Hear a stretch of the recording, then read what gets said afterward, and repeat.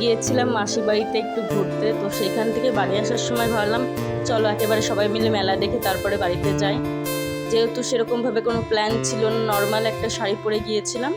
এখানে বাউল গান হবে, তাই দেখো আস্তে আস্তে লোকজন আসা শুরু হয়ে গেছে।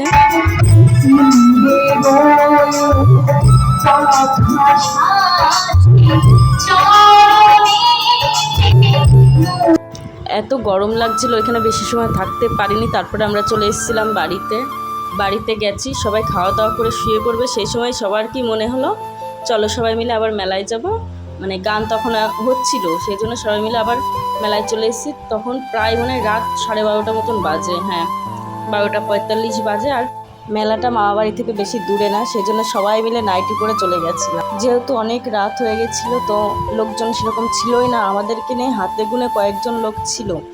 তো আমরা প্রায় রাত 2টো পর্যন্ত গান শুনেছি, অনেক মজা করেছি সবাই মিলে।